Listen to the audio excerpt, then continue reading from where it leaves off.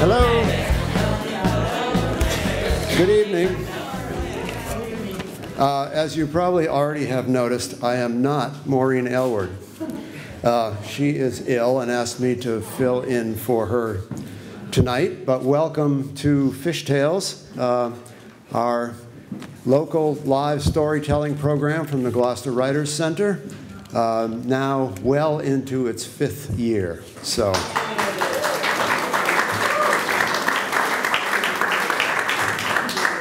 Actually, Maureen and I met at the first one, so it's, yeah. Also, I wanted to mention that if you are in the market for some Gloucester Writers Center swag, like hats and t-shirts and all that, it's right there in the back of the room. You'll be very stylish, I promise you. So before we get started with our storytelling, we have a special presentation tonight, and to make that presentation, I'd like to call on James Cook, who is the principal of Gloucester High School. James? Thank you very much. It's a great honor and a great event. Before I was principal of Gloucester High School, I was in early involvement in the Gloucester Writers Center and in the Charles Olson Society and many endeavors with Annie and Henry. So the Gloucester Writers Center is really close to me, having attended many events there and given many readings there as well. And that's why this particular scholarship of all the awards that I get to give out has a different kind of meaning for me. Which is a scholarship that is for both writing and for activism. And I think, and those are, again, two themes that are very important to me and couldn't be more important to all of us at this time. Baraka himself was an inspirational figure as a writer, as a playwright, as a poet, as an essayist, particularly issues around racism in America, and particularly for the theme tonight, a real focus on Newark in New Jersey, real location in place, an early contact with Charles Olson really helped establish that for him, but he went on and well beyond, both as a writer and as an activist. I'd like to thank Susan Pollack for securing the funding for this award consistently, which is so important. I'd like to thank the Gloucester Writers Center, particularly Henry Farini and Annie Thomas, for sponsoring the award.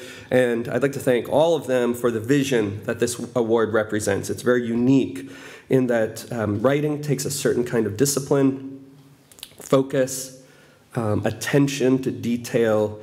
Activism takes passion, takes organizing groups of people. It's hard to do both. They're two different skill sets that only certain people can really bring together and do both well. And so tonight, it's even the biggest honor is to give this to Caroline Enos, a recent Gloucester High School graduate, who really, I've been thinking about you and this award since I think you were a sophomore. And I was going to be your teacher in junior year, but then I went and became principal, so that didn't happen. But I've been watching, your work with the school newspaper, the Gillnetter, and I recommend everyone to check out. Thank you.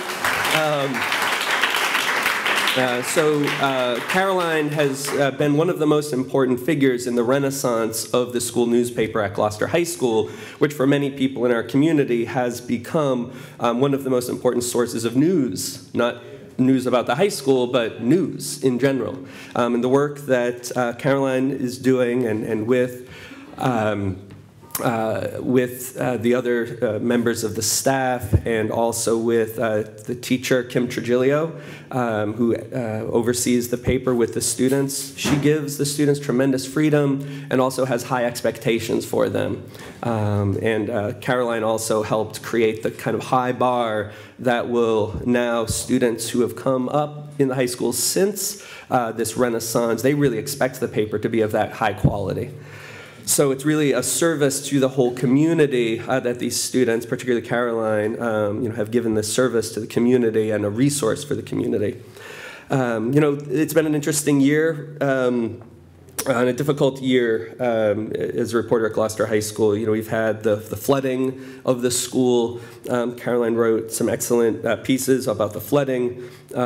She wrote about research that some students at the high school did into sea level rise and how it would affect Gloucester High School particularly. So in general, this general issue, but also at the school itself. And then certainly the gun violence in our country really moved a tremendous number of students. Caroline not only covered those stories, but also gave an extremely powerful speech at the walkout that for us was hosted on March 15th because March 14th was a snow day, so we jumped right in and had the walkout the next day. Caroline wrote and said, to those who say that students shouldn't be walking out today, that students should be in school. We are gathered here today because 17 teachers, coaches, and students are no longer in school. This is not acceptable. And then she went on to say, before a peer then read the names of those who were murdered in Parkland, she went on to say, students, continue to use your voice to stand up for yourselves and for those who no longer can.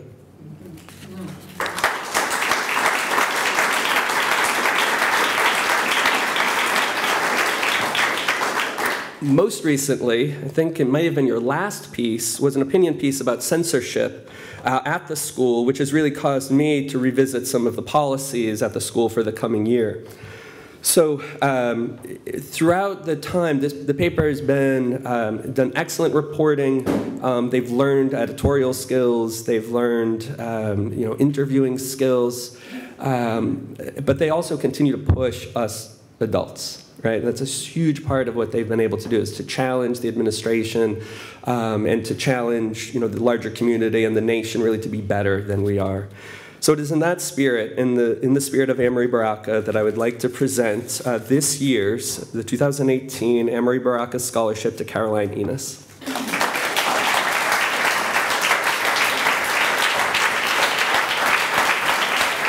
And I have this really cool t-shirt too.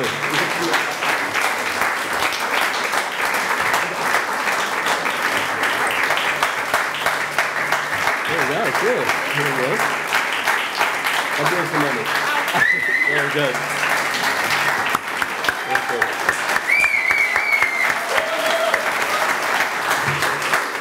Thank you.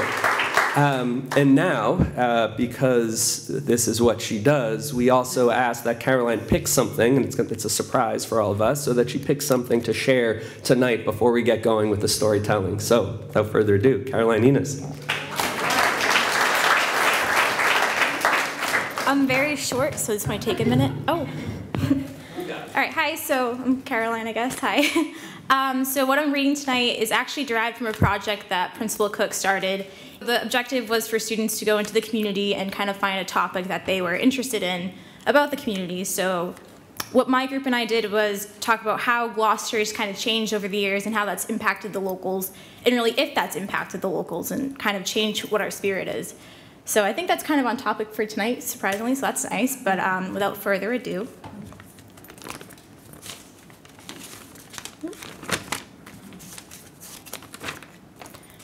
All right, so Gloucester is a city born on the decaying nets of fishermen and maintained by the expansive wallets of tourists. It is a community as resistant to change as it is resilient in its stature. The locals here are a mixed breed as a result of the city's current transition from its 400-year-old fishing industry to the influx of tourists each summer. Many still cling to the way life was before urban renewal and the decline of fishing. Others encourage rampant development of new hotels and a flashier downtown appeal. This cultural shift has left a very important question prodding Gloucester and every other community that is deeply rooted in its own history. Even though a place changes physically, does the essence of its locals change as well? Gloucester locals, or Gloucestermen, have been praised and cursed for trying to isolate themselves from those who do not fit their image of Gloucester. But this island mentality is only a stereotype. While it seems that the stubborn disposition and impassioned desire to preserve one's perception defines a local here, it is ultimately the willingness to help anyone in need that defines a true Gloucesterman. Just as the fishing industry has taught those who live here how to protect their fellow crewmen, the tourist industry has encouraged them to be more tolerant and welcoming of diversity. As these two industries continue to redefine their roles in Gloucester's economic survival, Gloucestermen are beginning to see that they cannot avoid change altogether. But they still live with a sense of place that is defined by the people who populate it, not by the physical image the city projects. Even when threatened by change, the morals of this community remain unshaken. Gloucestermen know their success is linked with that of their neighbors, that the essence of this community lies within the spirit of its locals. The Gloucestermen still live on in the face of change. The Gloucestermen are still passionate for their home, even when the appearance of this passion may differ. They are still products of the past, despite the discrepancies of the present. The Gloucestermen show that physical change does not bring imminent doom for what was once constant. Instead, it is the people who allow the beauty and essence of a place to continue to live, even if in moderation. As Gloucester poet Charles Olson once said, "The local is not a place in a given man, and that is the form that is as whole as the whole thing can get." Thank you, James, and congratulations, Caroline. So, our town is the theme tonight, and it wouldn't be our town without our first storyteller, who's been telling stories since this series began, the doyenne of fish tales, Virginia McKinnon.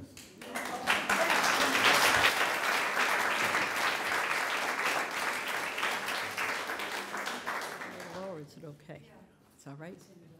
Okay. Well, it's our town. And how can I tell you about the Gloucester that I loved and knew in the 40s and 50s in 5 minutes? Because it was just an extraordinary time in history that could never be repeated. Here are just a few highlights in my memory. Saturday night on Main Street was a ritual. There was no need to go over the bridge because there were no shopping centers, there were no malls, and everything was here on Main Street. We had Brown's department store that was like the anchor of Main Street.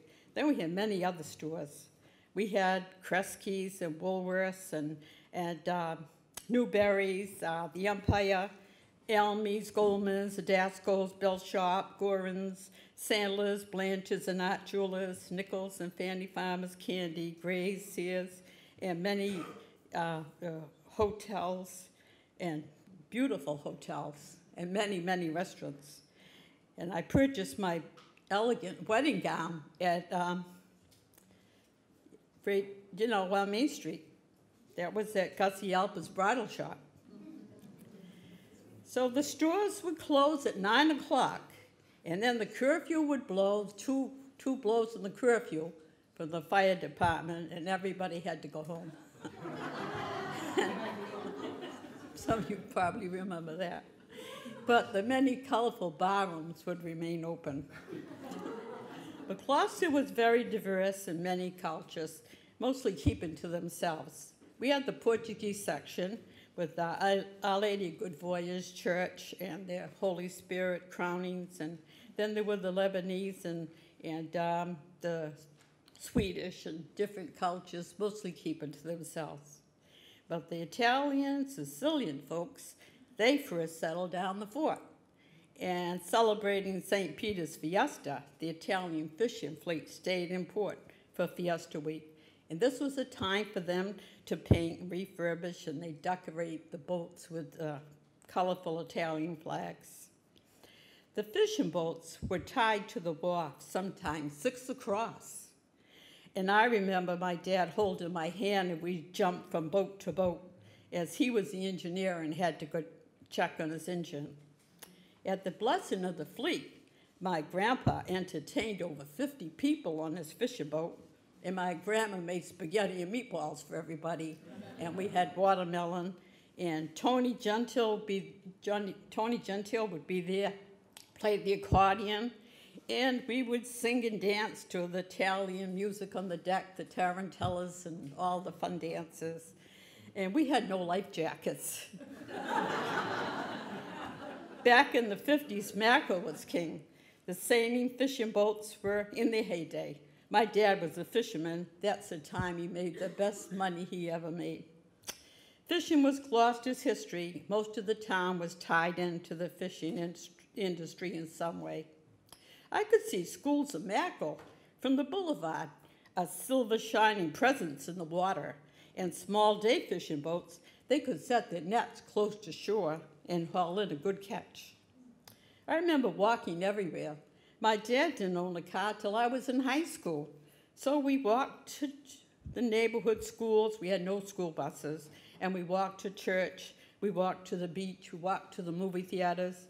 Well, the Strand and the North Shore, they had great movies for us. And the Strand Theater, they had a drawing Saturday afternoon for a free bike. I remember going to Mass Sunday mornings at St. Anne's Church. The ushers would collect 25-cent seat money from all the adults as they came in the door. And then the ushers would go up and down the aisles, and they'd get 5 or 6 people in each pew, and the church was filled. Downstairs, we had the children's Mass with the nuns, with the Sisters of Mercy, and after Mass, we all went to Sunday school. The churches were pretty well attended. Most everyone went to church on Sunday. The stores were closed, so this was family day, with family dinners and visiting in the afternoon, as there was no TV or internet or computers. Mr. Bernard, my neighbor, he was a ticket master at the Gloucester Depot. The building was heated by a pot-belly coal stove in the winter, and there was a double wooden bench in the middle of the room, and the newspapers were 2 and 3 cents. I remember the circus coming to town. On the first early morning train, my dad would wake us up to look out the window at the parade of elephants and cages with lions and tigers and animals as they paraded from the Gloucester Depot down Washington Street to Stage 4 Park. We had many carnivals at Stage 4 Park during the summer. Many years ago, sitting in front of me on the train ride home from Boston, there were 2 young men. I believe they were contemplating a move to Gloucester. Apparently, one of them had lived here before, and he was explaining to his friend all the employment opportunities in Gloucester. He stated, "Oh, they have many fish plants and jobs are plentiful. You work hard, but this is good, honest work, and you will be very well paid. Everyone is so friendly in Gloucester." Well, there would have been a choice of factories available, too. There would have been Mighty Mac, manufacturing world-famous clothing, and the Gloucester Mill condos on Makewood Avenue. They were a huge factory, and they manufactured ladies' stockings before nylons. There's Universal Coat Factory and Lee Page's Glue Factory and many, many more. I listened as I imagined their disappointment when they would discover a different Gloucester on their arrival. At that time, all these businesses were gone. Well, I was born in Gloucester in 1929, and I've never lived anywhere else. I've witnessed many changes, and I anticipate finishing my book and having my book launching party on my 90th birthday, and that will be on July 24, 2019. And you'll all be invited.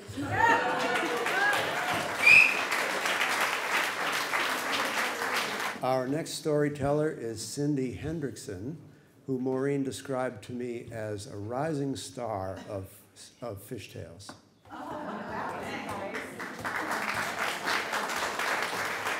This is my 3rd time doing fishtails. The first time was disastrous, and the second time was okay.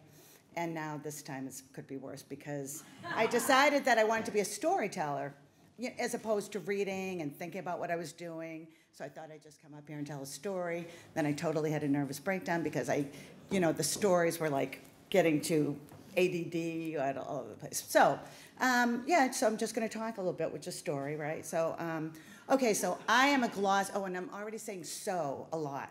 So can someone go if I'm saying so? Oh, Sandra, good. Okay. Well, I'm a Gloucester native, which I found out when I came home 10 years ago. I always say, I just moved back here, but now it's 10 years. But I'm a Gloucester native, and I found out when I moved back that nobody is from Gloucester anymore.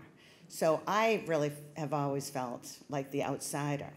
I couldn't wait, I'm like, am I 18 yet? Oh God, I have to be 18, can I leave? And my mother's like, aren't you 18 yet? Aren't you leaving? I'm like, I'm trying to leave, I'm trying to get out of Gloucester. So I went all the way to Bridgewater State. Ooh, couldn't come home till Thanksgiving. It was way too far away. I'm not coming home to Thanksgiving. Maybe Christmas, I don't know, the weather. But then I had a degree in teaching, God forbid, be a nurse, teacher, in case, God forbid, your husband dies. And so come to find out, the only teaching job I could get was in Gloucester. And they had one opening, and I get a phone call from the superintendent, Herb Worcester at the time. Congratulations. And my mind's going, oh, I just want to be a cocktail waitress in California. I'm like, too young for this. I can't do it. So I did it, and best job I ever had. Wish I had never left. But I left. I was a tenured school teacher. If you know anybody, don't ever let them leave teaching. They'll regret it when they're my age and working, till they're 90 or 110. So I left and I traveled for a company called International Weekends, and a very prominent man by the name of Richard Rosenfeld owned that company. And I had a 3-year leave of absence, and I kept going, and so I said, I'm not going to teach anymore. So then, somewhere, 25 years go by, for instance, during the time I left here, around that, something like that, 25 years. And so I end up in my parents' home one day. I'd left my job to take care of my mother. I broke up with my fiance. My townhouse was rented. So it's basically single, homeless, with a dead mother and no job. But I had my father who was deaf. So we looked at each other one day. It's like, well, guess, it's the dog, the three of us. So, we made it work for 8.5 years. It was really fun, but every day I'd look outside and say, where am I? And I'm on the water, on the boulevard, and I used to walk to school like, oh, like there's an ocean there? Like, really? Like, I never paid any attention to it. And I said, okay, as long as I stay invisible, everything will be okay. I'm not going out, I'm not meeting anybody, I'm not doing So I finally, Sea Art, somebody got me to a volunteer function there, and I met this woman, Terry Weber, who we connected across the room, and I took her car and wrote to her, and she said, I don't know who you are, but you crack me up. You want to join my writers group? So I said, oh, what the heck? So I joined that, and then, all these other things happened. And in the meantime, I'm thinking, wow, Gloucester is pretty nice. I never went to Rocky Neck. Rocky Neck was, it's like Rocky Neck, it's vacation. Oh my, look at this. I could take the water shuttle. And then someone turns next to me, because I was in travel, turns around to me and said, hi, you could be a tour guide for me. I have this foodie tour company. I'm like, really? I don't think I could be a tour guide. That's not what I ever wanted to be in life. So the next thing I know, the invisible person, me, is walking around town with this giant fork, telling everybody how wonderful Gloucester is. I was like, so I just had a tour. I'm kind of rambling. I was with my cousins from Connecticut for 6.5 hours. Thank you very much, long tour. But now, instead of saying, oh, please get me out of Gloucester, and I didn't know it was an island either. I saw a T-shirt. No, I mean, even before, because I live on the off island, which I'm not in Magnolia or West Gloucester, so I don't know where I live. But I saw a T-shirt like a week after I got here. It said, what happens on the island stays on the island. I'm like, what island are you talking about? This kid looks at me like, the island, where are you from? Like, oh, Gloucester, So, of course, it's an island, but it's kind of man-made, and that's a long story. You'd have to go on my tour. But, so now I am totally embracing Gloucester. I've met wonderful people. You know, nobody that's ever lived here before, but I do have a few friends. None of that from before. Nobody I knew was Italian when I grew up. I mean, somebody said, "Oh, you girls are from Gloucester, you fishermen?" I looked at my girl from, "When's the last time you went fishing?" She said, 8th grade on a field trip. But now I love whale watching. I have to go striper fishing. I'm like desperate to go striper fishing. So all of these things that I got to do, I kayaked out to the Greasy Pole with my neighbor, and she's like, has headlamps. We've known each other since we were 3, and she never left. In my whole neighborhood, everybody came back. The kids all have the parents' house now. So anyway, now I went to the Greasy Pole at 4 in the afternoon with these 3 women, and they have headlamps. Like, headlamps? Why would we need headlamps to go to the Greasy Pole? Anyway, we ended up being out till after midnight, watching the moon rise and trying to figure out how to get our kayaks back to Kent Circle from Pavilion Beach. So I guess you can come home again is my point. So thank you. I'm happy to be here. Might travel a little, but thank you. Thank you, Cindy. So our next storyteller is a first-time storyteller, but a man who does a great deal for the Gloucester Writers Center, Paul Cultrera.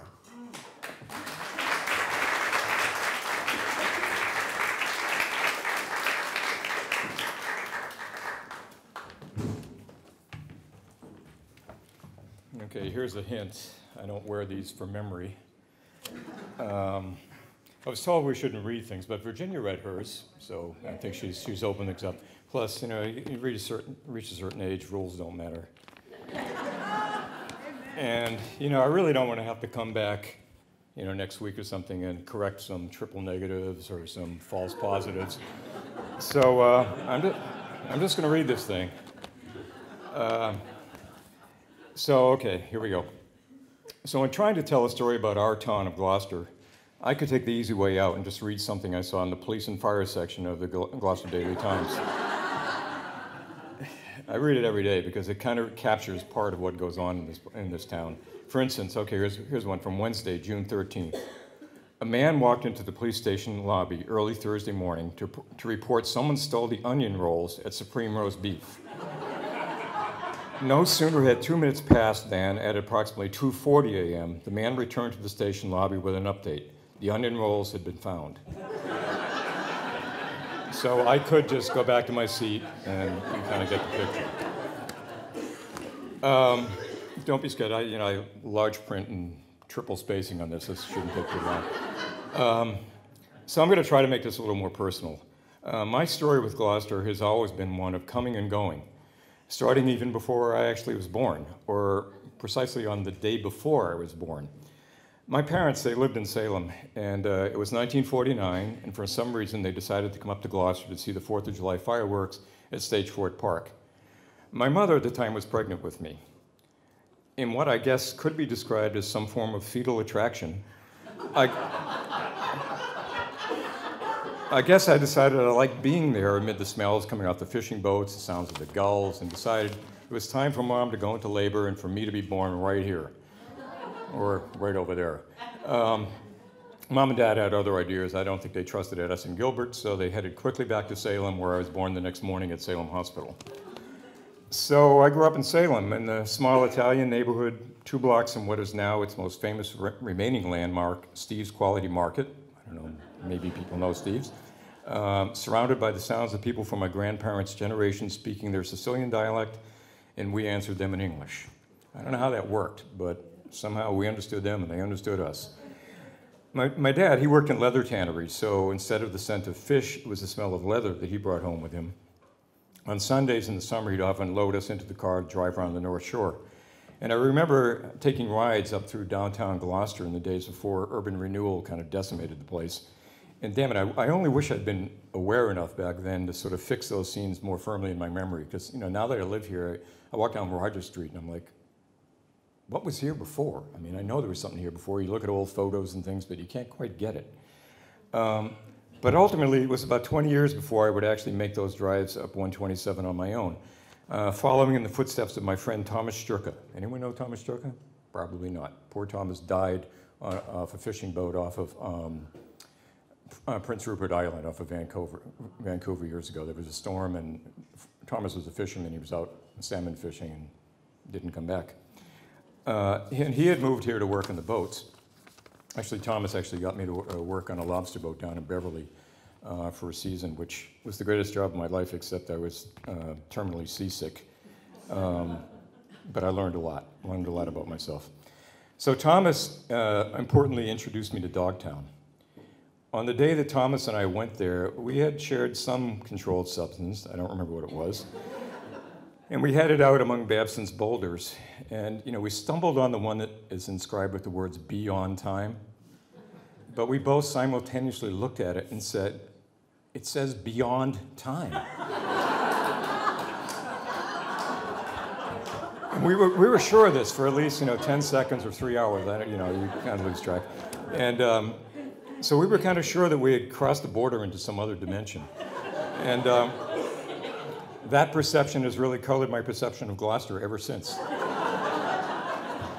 And that was back in, I think, probably 72 or 3. So a few years and many readings of Charles Olson's Maximus poems later, I decided it was time to move up here. And I stayed here for 15 or 16 years. I think I came up here in 74 or 75. And I was bouncing around from job to job and one rented house to another. And one day I went to the old Cape Ann Food Co-op, where it was, at the time, it was operating as a buying club in the old Hunter's Home on Emerson Ave. And I saw a sign that said, "Help wanted, manager, $4 an hour." I thought that was a real career move. At the time, I was a stripper. I mean, let me explain. I was stripping furniture for my friend who had he had an antique restoration company. We lived out on Halibut Point, and that's a whole other story. But anyway, so that was my first step toward a sort of a career that ended up lasting almost 40 years. I applied and I got the job. And they told me later no one else applied. So over the time, the co-op ended up moving across the street into what used to be a boatyard. I think it was Mr. Whitmarsh or Whitman, or I don't know. I can't remember anymore. And it grew into what ended up being a very busy store, and I sort of grew along with it, and I learned how to mix tofu and Revolution. And I know I sold a lot of you people groceries, and I sold a lot of you, and if don't complain to me about the price or anything, it's long ago. So after about 10 years at the co-op in 1990, things were starting to shift. Unfortunately, my marriage was breaking up, and I was offered a temporary job managing a small co-op in Southern California, in Claremont, California. So I got my much maligned Fiat Spider, and I drove out there intending to stay there for a couple of months. I thought I'd go out there and then I'd come back, and then things would clear up. But, there's a lot of things in my life that the plan didn't turn out the way I thought, and 27 years, it turned, a couple months turned into 27 years. First, I ended up in Albuquerque, New Mexico, long story, and eventually, and that's not our town, so I'm not going to tell you that story. And eventually I ended up in Sacramento, where I spent the next 20 years managing the Sacramento Natural Foods Co-op. Okay, now, if you remember the old co-op here, it was about the size of this room. The Sacramento Food Co-op ended up being like the largest single-store co-op in the country. It was, it was kind of crazy. I don't know, how did I end up doing this? But, I did get spoiled by the weather there, and I thought I'd never want to come back to winter. But Gloucester, all the while, Gloucester kept sort of tossing out its nets. I remember one day I was in a movie theater with my good friend Janet, and suddenly on the big screen, out of the corner of my eye, I saw the house that I used to live in on 38 Fort Square. And I thought, what's that? And I realized they were showing the previews for the film The Perfect Storm. But it kind of seemed like some sort of long-distance call being placed to me.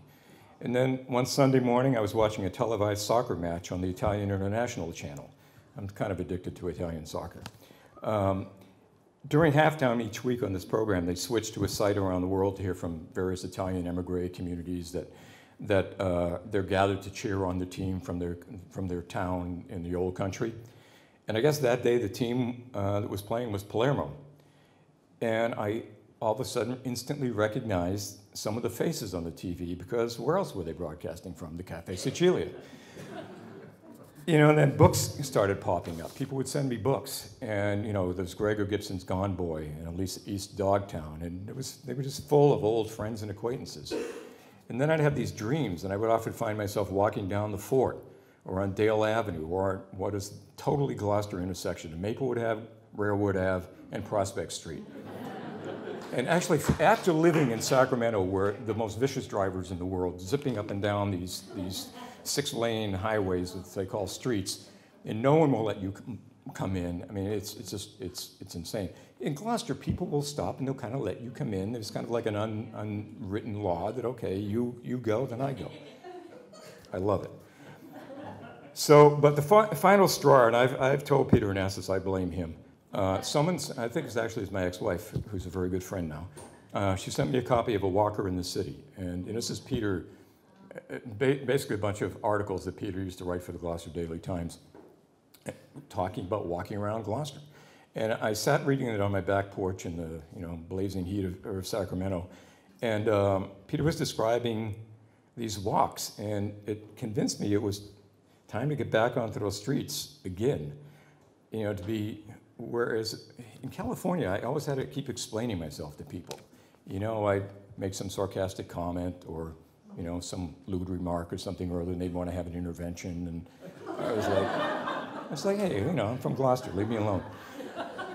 So a year ago yesterday, July 19th, 2017, I packed up the car, not the Fiat didn't make it. And I left Sacramento, driving east and heading back finally to Gloucester again. So I noticed when I got here that while I was gone, things had changed. A few things had changed. So, Fitzhugh became Fitzhenry. Time ran out on the old timers, and Mitch has left the house. Uncle Moe's, I used to live around the corner from Uncle Moe's, it closed up, and both Alper Road and Leo Alper are just history, Leo Alper, he kind of like symbolized Gloucester to me back in those days. He was just, and now we have a different mayor, but I go back to Leo Alper. And the Cape Ann Food Co-op, I guess it grew wings and it flew the coop over to Pond Road. And now for $300 or $400 a night, I realize you can actually get a bird's eye view of the Greasy Pole. And I don't know the next one, I don't know how many people are going to know what I'm talking about, but Jewel Ace has faded from the granite.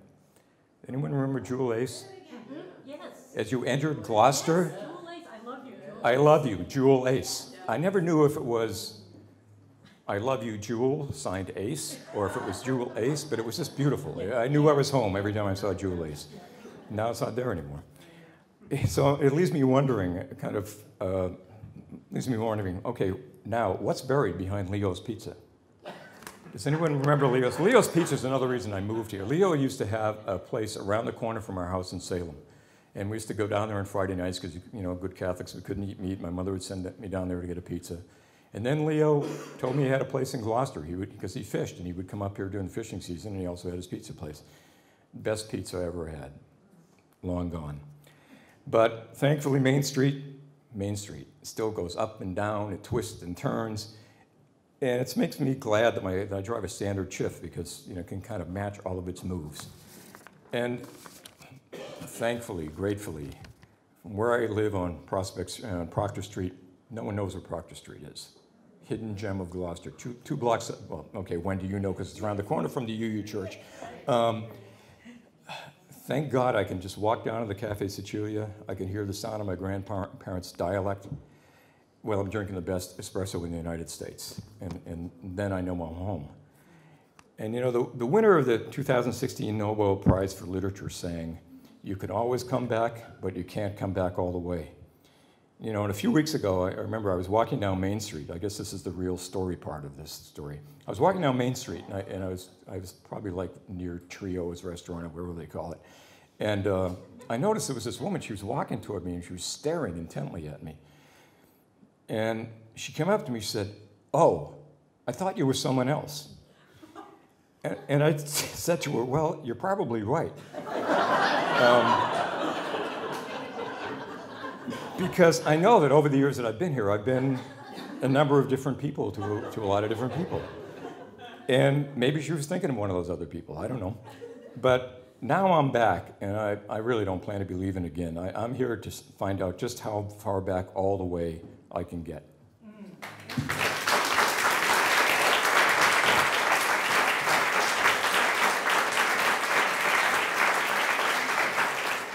Our next storyteller is Sandra Williams, who is a local author and someone who's also recently moved to Gloucester. It was nice to hear the people who've been here a long time. I'm a newcomer, basically, and I'll tell you how I got here. I have a memory of myself standing at the bottom of a hill in a little town that I grew up in outside of Philadelphia called Manayunk. You may have heard of it. And I felt very sad that day. I looked back up the hill and I saw the house where I was living, and all my neighbors' houses that I knew, and early morning, misty light. And I thought, I'm never going to forget this as long as I live, and I haven't. And I was sad because I heard that we were going to be moving very soon, and we were moving to the country. Oh no. I didn't know what that meant, but I knew I didn't want to go, and I knew I was happy in my own town, my own place. And now that I look back, I realize I was probably a little bit weary about moving because I had a lot of freedom there. I was only 12 at the time, but we could walk everywhere. There were sidewalks. We walked to the movies. We walked to the soda fountain, to the school, to the church, to friends' houses. And I was going to lose that freedom because we were moving to the country. And we moved to a place that was on a dirt road across from a chicken farm, which was smelly and noisy, and I hated it. And I couldn't get anywhere because there weren't sidewalks until I could drive. But I adjusted, and it was fine. I made friends. I graduated from school. But I didn't have that kind of freedom again until I moved to Arlington, Massachusetts with my son, Seth. I took a job there, and he finished high school at the Walder School in Lexington. My husband stayed back in Pennsylvania. But I had freedom there. It was almost like it was when I lived in Manayunk, because there were sidewalks and I could get places, but it wasn't my town.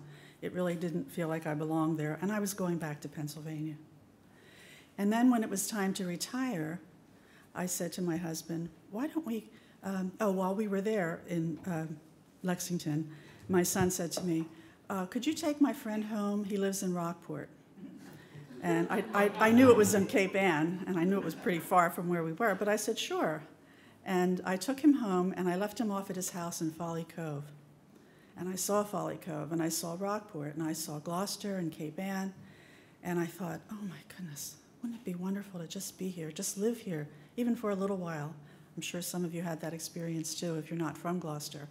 And a little dream seed was planted in me at that time that I kept with me for many years, to come here, to be here. So when we retired, we came for a year. We thought we were going to be here for a year, but we're actually here for 5 years, and we're still here. And just a couple weeks ago, we made a closing on a little place that we bought in Rockport, and now I'm in a place that I feel like I belong, a beautiful place, and I consider Cape Ann my town, not just Rockport, a place of beauty and light and color and community and creativity, and I'm sure you all can understand that, the ones that have been here a long time and the ones that are newcomers. And I'm staying, and there are sidewalks. So thank you for letting me tell my story.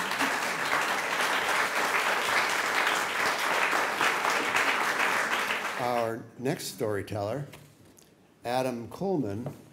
Some of you who are veteran Fish Tales listeners may remember him from one of the earlier shows that we had.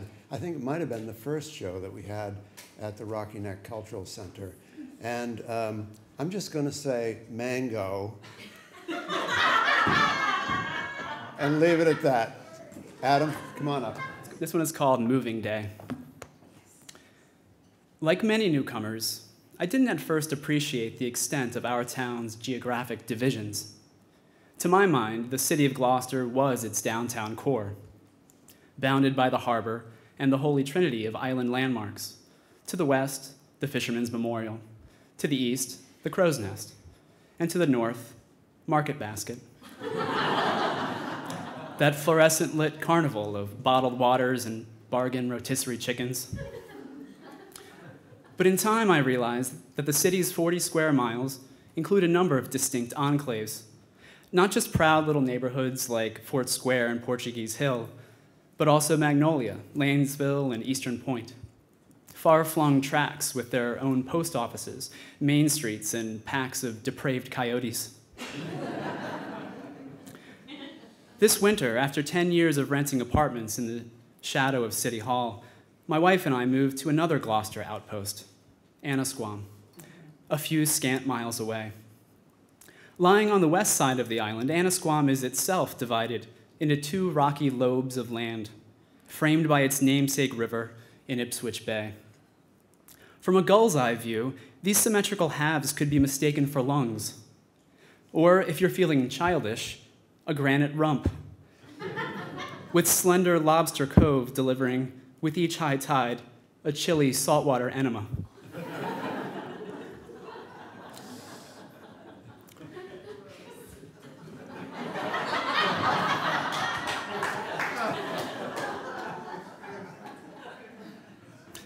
That'll be next year's mango. When we told our downtown friends the news of our impending move, they responded in ways typically reserved for a cancer diagnosis. After all, our relationships had grown from proximity and from a shared delight in the subtle charms of our streets, like the plaintive cry of seagulls in the morning. Also, the plaintive cry of seagulls in the afternoon. And on nights before trash pickup, a cry that is less plaintive and more like that of an advancing Viking horde. My God, one friend said, Annisquam. Isn't there anything they can do? Alas, our case was hopeless. Our landlord, a genial but aging lawyer, was giving us the boot, tired of replacing rotting shingles and eager to cash in on rising home prices. So, after solemnly pledging to remain in Gloucester, my wife and I began to study Craigslist and Zillow with religious intensity. This being January, we found the rental market somewhat bleak. Here's a new listing, my wife said one morning, her head bent over her iPhone. Cozy, 80 square foot abandoned cellar hole in Dogtown. Open concept.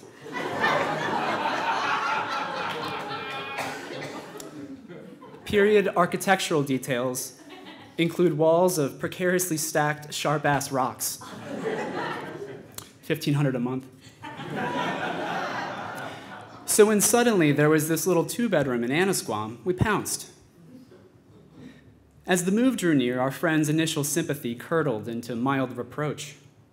Most of them are longtime homeowners, and they seem to blame us for bringing this possibly fatal relocation on ourselves, as though being a cash-poor renter was a dangerous lifestyle choice, akin to smoking clove cigarettes or playing jacks with slugs of uranium.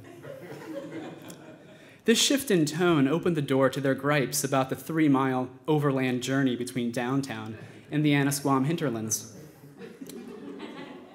Can we find food along the way? Asked one friend. Or should we plan to eat the weakest member of our party? Others were keen to highlight the class distinctions between the gritty downtown scene and our new genteel village, home to Annisquam Yacht Club and just a single business enterprise, a farm-to-table restaurant that serves spring water in fine glass thimbles. The night before our move, one of these friendly Marxists stopped by. Along with some help taping boxes, he offered this provocative line of questioning. You probably won't miss the empty nip bottles strewn over the sidewalks, will you, Adam? Nope, I said. Or the fishy aroma when the wind is just right? Not really. Or, he continued, the bone-deep authenticity of immigrants and working people?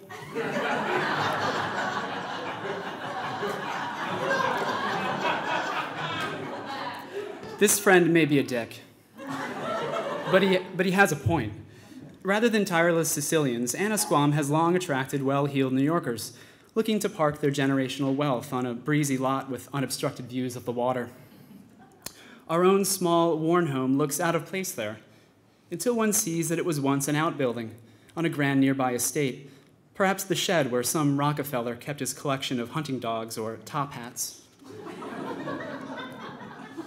On the day we signed our new lease, my wife and I decided to walk the surrounding streets, curious about the vibe of the neighborhood. It was the first week of February, but the weather was unseasonably mild.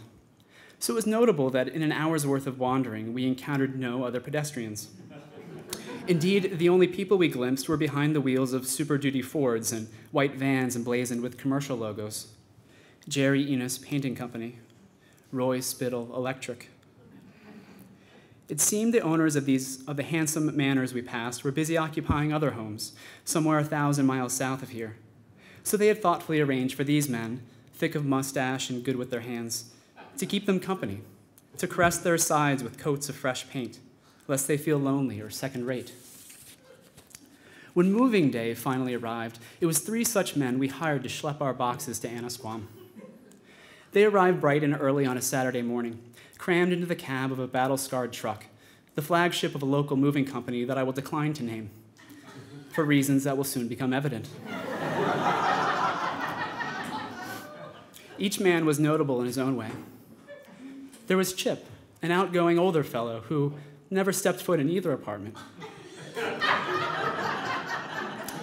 and handled our belongings.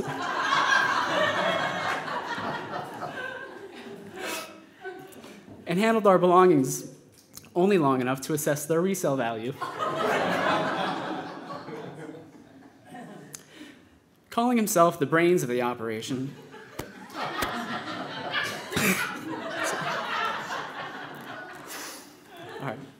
he preferred to sun himself like a cat on the ledge of the truck's cavernous interior, while critiquing the other men's efforts. "You're sure doing that the hard way," he said, stretching as his partners staggered under the weight of an old steel sleeper sofa. One of those partners, Larry, was built like a 2-car garage. The other, Tim, was at least 20 years younger, but he was moving slowly and gingerly. After depositing a load, Tim would wince, remove an old baseball cap, and wipe his brow. Later, I noticed him using one hand to carry a heavy suitcase, while the other clutched at his gut. "You doing okay?" I said. Tim mopped his face. "Yeah," he said. "It's just that I've got this." Without further prelude, he lifted his sweatshirt to reveal his belly. Hairless, pale, and flat, aside from what appeared to be a baby's fist, punching through his navel, as if the tot were frozen in the act of escape. Wasn't so big this morning.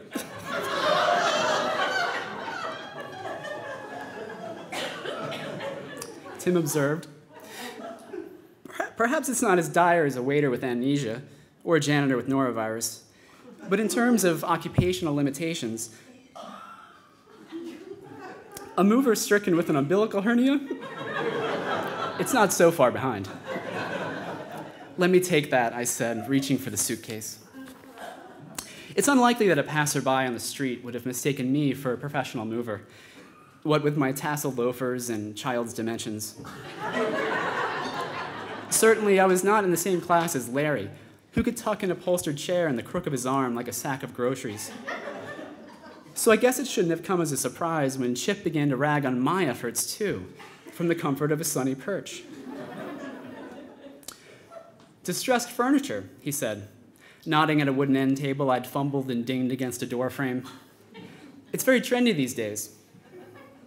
For a moment, I felt a twinge of shame. How could I be so careless? Until I realized that I owned that table. Moreover, I was paying to carry it down 3 flights of stairs to the tune of $225 an hour.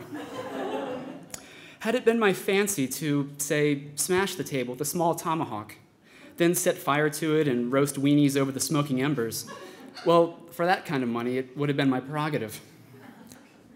I didn't mention this to anyone, especially not to Tim, who was gamely lifting what he could, lampshades and decorative throw pillows. Instead, I continued to serve as a temp for this ragtag local business, sweating and absorbing Chip's ridicule alongside men twice my size. Despite the irony of an inverse hourly wage, there was something about the whole situation that seemed right. I understood this feeling better when we all caravanned to the new apartment in a clattering truck and a pair of Hondas. Snaking along the coastline, we passed over the causeway that marks the start of Annisquam. And with that, my wife and I didn't just leave downtown Gloucester. We quit the domain of these men, calloused and liberally tattooed, whom we had had the privilege to hire on a Saturday to labor like common draft animals. Perhaps joining their crew was my farewell penitence, but it also reminded me how hard we have to work to overcome our divisions, for even just a moment. Unloading the truck went much quicker, and soon we were standing on our covered porch, admiring the view of the Annisquam River in the slanting winter light. Chip, too, emerged from the truck, looking tan and rested. He produced a pack of Winstons, which he passed around to the other guys. Larry hadn't said more than a few words all day, but suddenly, with the work complete and a cigarette in hand, he became downright chatty. "When summer gets here," he said, "you could find me right over there." He pointed toward Wingersheek Beach, which at low tide sat across a blue channel of water just 100 yards wide. Lawn chair, fishing pole, cooler of beer. According to Google, I'd have to drive 20 minutes and 8.5 miles to join Larry at Wingersheek. And standing there, surrounded by cigarette smoke and lonely million-dollar homes, I knew I probably wouldn't. But it was nice to know he would be close enough that I could wander down to the water's edge, cup my hands to my mouth, and shout hello. Thanks.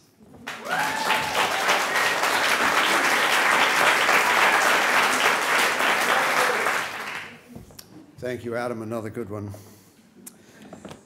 Our next storyteller is a local expert on Native American history of Cape Ann, Mary Ellen Laponica. In the 4th grade, I had a friend who was a bad influence.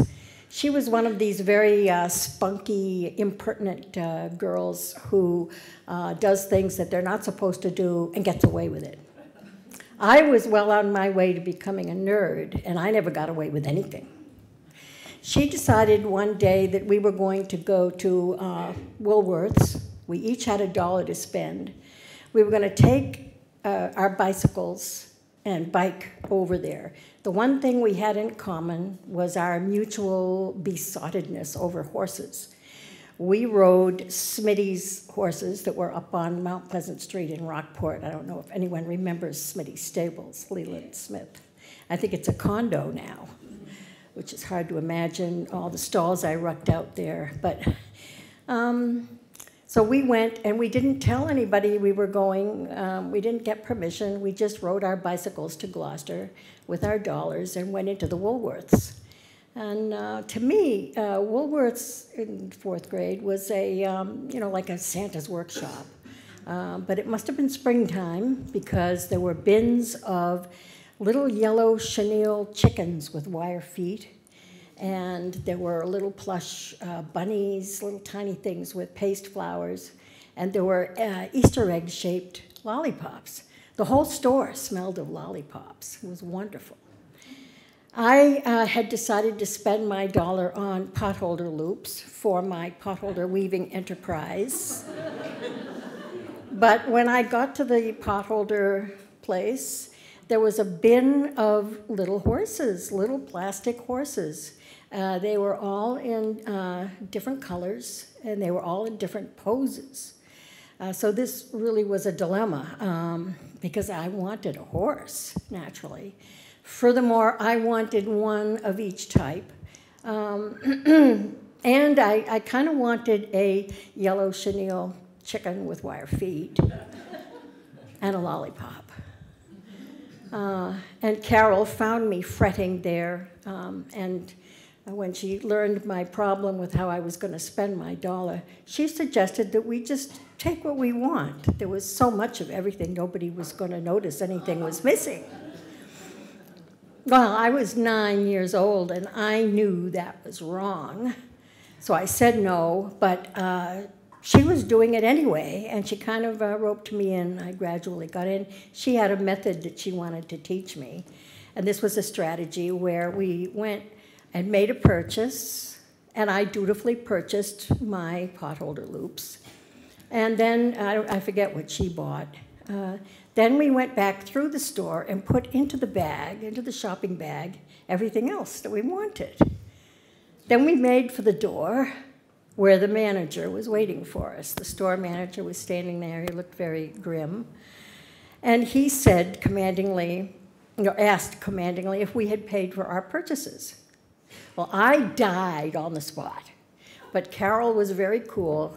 Carol is an alias. You're not here, are you, Carol?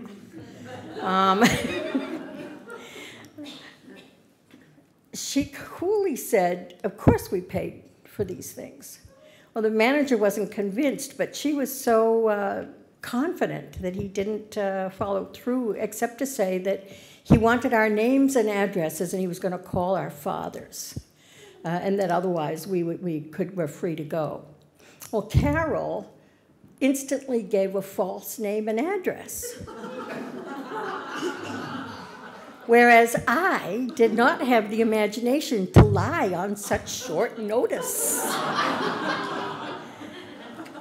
So we left the store with our bags, and outside Carol was crowing with amazement and wonder at our escape and our loot and so on.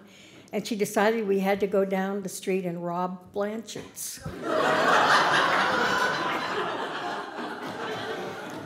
But I was so upset at this point and in such a state of shock that I pushed her away and I ran the other way, clutching my bag of loot to my stomach. I thought I might have to throw up. So I ran down the nearest wharf to the water. This was one of those old wooden, oily wharfs, I think near where Cruiseport is now. And they were all broken up from nor'easters. You had to really watch your step going on those wharves. I walked down to the end, and I wasn't sick, but I was very disturbed. My father was going to be so disappointed in me, and how could I possibly enjoy the stuff I had taken? So in a burst of exorcism, I flung the whole bag over the side into the sea. Then, to punish myself further, I went over to peek over the side, over the pilings, to watch my treasures sink. And I looked over, and it was dead low tide.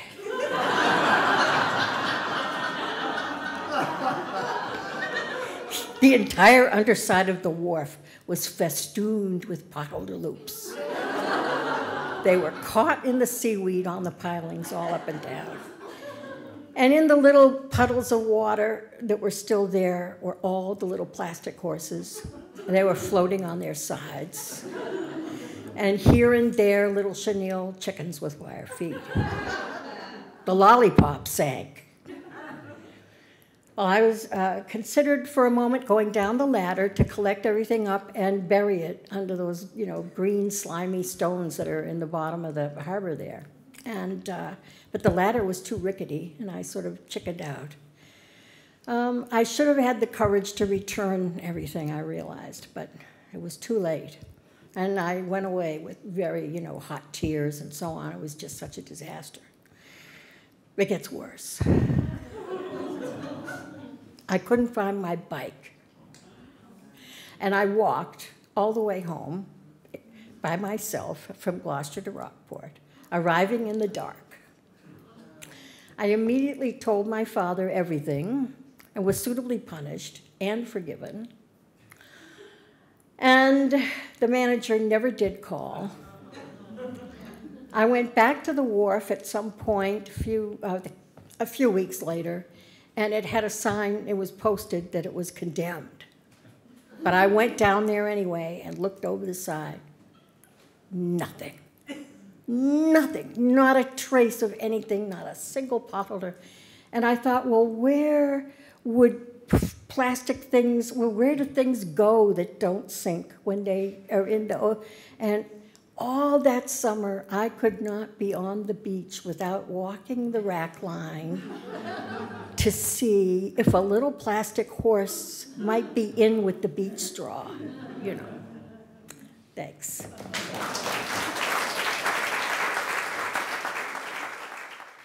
Oh, Brooklyn, my Brooklyn. When I was growing up in Brooklyn, everything and everybody was Jewish. The water and the air and the food and the school calendar and the doctors and the Puerto Ricans and the Puerto Rican doctors, everything was Jewish. And if you were a Jew, like a hard J Jew, like I was, then you felt a little bad for the kid who wasn't. I was very at home there. So you can imagine how appalled I was when my parents announced one day that we would be moving to Martha's Vineyard Island to live there year-round, forever. When I say Martha's Vineyard, you would be forgiven if that conjures up for you images of US presidents on vacation or US senators drowning their side chicks. And those, that would be accurate, that would be totally true, but I want to give you some other data. The year I moved there, 1981, the summer population would shrink from 60,000 in August to a skeletal crew of 9,000 people in September. And the Cape and the Islands had the lowest per capita income of any other county in the state of Massachusetts, which if you've traveled around and seen a lot of our shabby towns, you know that's actually saying something. I thought it was a terrible idea to move there, but I was 11, no one was asking my opinion. So that first autumn, things get really, really quiet, and I immediately seek out psychiatric care. And my first therapist was a horse. My walk to school was about a mile long, and it was through the field, and there were some woods at the end, but it ran parallel to a decrepit farm. And a horse would meet me at one end and walk along next to me until we got to the wooded part. And so I would tell the horse my tale of woe, and I'm sure you've noticed this about horses, but when they walk, so he would be like, yes, yes, yes. And then would underscore some of my more, insightful breakthroughs with a very reassuring, so it'd be like this. Yes, yes, yes, your mother.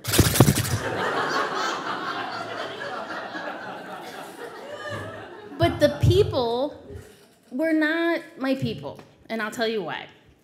Early in the school year, in my junior high, we would all meet in the morning and sit in a giant circle, because it was this kind of like 70s, post-70s holdover of an open classroom, blah, blah, blah, blah. And we would sit in a big circle, and where we were meant to share, because we all know middle schoolers love to share. And something is not right, and so I raise my hand, and I say, today in New York City, all the schools are closed. Today is Rosh Hashanah. Nothing. The Jewish New Year. Silence. Or as in Brooklyn, we say Rosh Hashanah. Crickets. All right, okay. But later that week, our social studies teacher shows us this movie about World War II. Now, the social studies teacher is one of these guys who lived in a teepee, and his girlfriend knitted him these chunky sweater vests with like twigs and bits of pond life in it.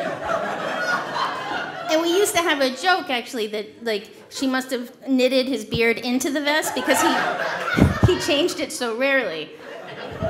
And I say this only because he had no clout with the dominant species in my class, which was this large coven of boys who had long, greasy hair and Motley Crue and Def Leppard t-shirts, and who put all their God-given talent, they just directed it solely into carving penises into the desks at the back of the room. So he rolls the projector, and the boys, about 10 minutes in, start shouting out, you're just sort of garden variety anti-Semitism, just like, go Hitler, kill the Jews should all be dead. And I look over at the teacher, who is now shrinking behind the projector, and two girls in my class actually say, stop it, that's enough, cut it out, you can't say that. But that only raises the volume of the boys. I look back at the teacher who's now sort of turned the color of a mushroom. On my walk home, I process this with the horse. We get to the end of his enclosure. He goes, "This looks like a good place to stop." I say, "We'll pick it up tomorrow." I go into my house and I find my mother. And I should say that at that time my mom was violently allergic to my feelings. So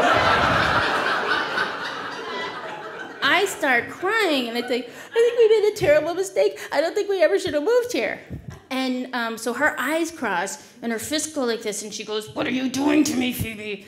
And so I deftly pivot and I tell her about the boys and the limp teacher. She explodes. She bangs out of the house. She goes off in a spray of gravel to, I don't know, like destroy other planets or whatever it is she does. The next morning, we have our morning meeting, and the principal comes in and he wants to address the entire middle school with a very important issue, a very serious issue. And it sounds serious for an agricultural community because he's talking about these goats that have escaped. And he keeps talking about that the escaped goats cause a lot of fear, or people have fear about the escaped goats. And I'm thinking about that, and of course what he's talking about is scapegoats and scapegoating. But I'm 11 years old, and so what I'm thinking is like, wow, who let the goats out? It sucks, the goats. But I feel this like little tapping at my eye, and I look up, and he keeps looking at me. And I'm like, and so that means everybody else is looking at me. And I'm like, I didn't let the goats out. I don't even have any livestock. Like, what? And then the whole earth opened and swallowed me inside, and I was never heard from again. No! I was known as, like, the Jewish goat girl, like, after that. Or so I thought. It's the illusion of central position. I suffered from that, too. So, and that also explains why I wore like overalls and my father's old sweaters for the next 4 years because I was trying to hide, but I think I also was trying to like show my allegiance to farm life. So the other species on the vineyard that really did affect the culture they were a little more elusive, but they were no less influential in my life. I went to a birthday party that year of a little girl, and we all had long hair then, and so we made barrettes, and it cost us maybe $1.74. So she's opening her barrettes, and then she opens this one aquamarine box, and there's 2 diamond earrings in it sitting in little pools of gold. And my radar goes up, because none of us have pierced ears, and this isn't in our system.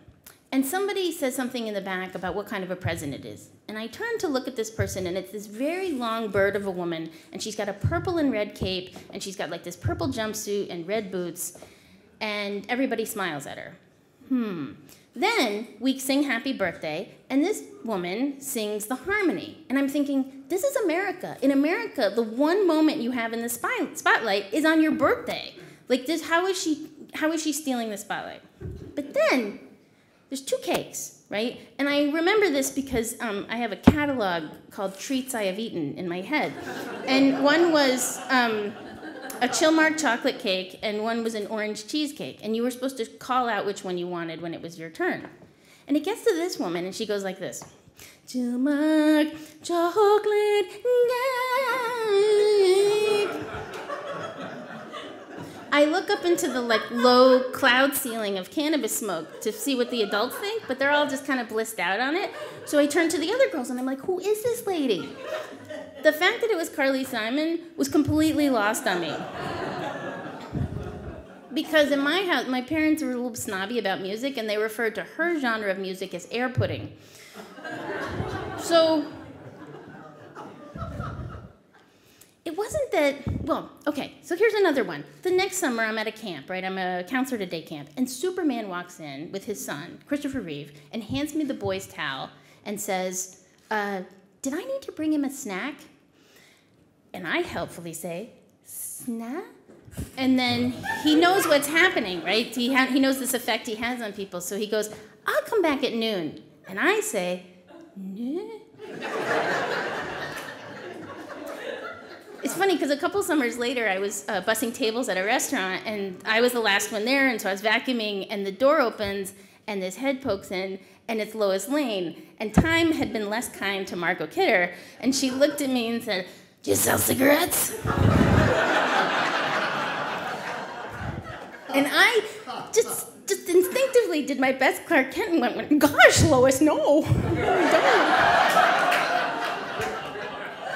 don't." So it's not that these interactions were necessarily negative, it's just that they were so weird. Like, between being educated with the future fascists of America and then, like, you know, scraping the barnacles off of Mike Wallace's boat, there was this way in which gravity, when you were with those people, would just tilt toward them. So by the time I got to high school, my mother had also realized that these were not her people. And so she had found work for her and my father that took them off island, first for days, and then for weeks, and then for months at a time. So I decided there wasn't much to do or many people at home, so I joined a theater group. And it was your whole, you know, usual after-school special, just raft of misfits and nerdlets and starlets. But it had a great teacher. And she was great because she knew a lot about acting, and she shared what she knew. She talked to us like we were people, and she didn't try to be our friend. And so it took me a while before I realized that her son was the second casualty that was eaten by the giant shark in Jaws, right? Which was also filmed on Martha's Vineyard, like, Tom, Tom, Tom, and it gets eaten. And she played the mother, who the next day slaps Roy Scheider in the face and says, "You knew, you knew." So anyway, she was the real McCoy. And she says to us, we're gonna put on Our Town this year.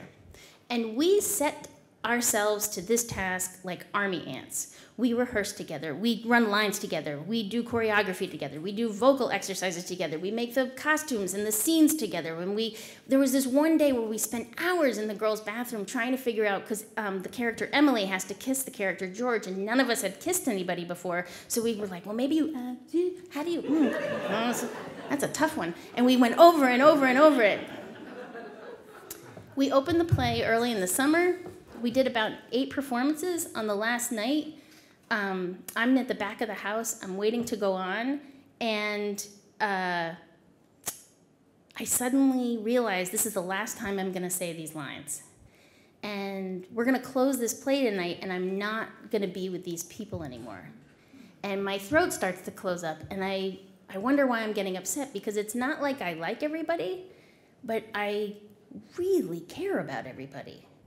And it feels important. And I'm just about to tilt into despair when somebody comes in late, a couple, and I look over as they take their seats, and it's Dan Aykroyd and his girlfriend. I don't know her name. I'm sorry to girlfriends everywhere, because she should have a name, but it's Dan Aykroyd and his girlfriend. And I watch them watch the play, and their faces light up. They are delighted. And I see it the way I think they see it, which is a small town production about a small town put on by small adults. And it's about how important these relationships are and the fragility of the love in a community. Their delight is contagious, so I light up. And with great renewed vigor, I take to the stage. And I play Luella Soames, who's she's the town Yenta. I was totally typecast. And so I start telling my castmates about Simon Stimson, the choral director. And Grover's Corners has never seen such a scandal. And I'm really hamming it up. And my castmates catch the fever too. And so they're really patronizing. Now, Luella, if Doc Ferguson says that Simon Stimson, good night, Luella, good night. And it gets this big laugh, and this like hooting applause. The play closes that night. We strike the set. Our little constellation of characters disbands. That fall, I went to boarding school. I never spent another winter on Martha's Vineyard. Thank you.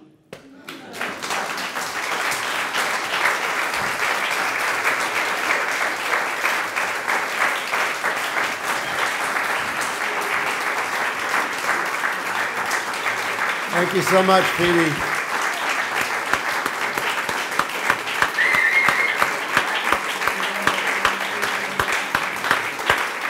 And thanks to all the storytellers, and thank you all for coming out tonight and making Fish Tales the success it always is.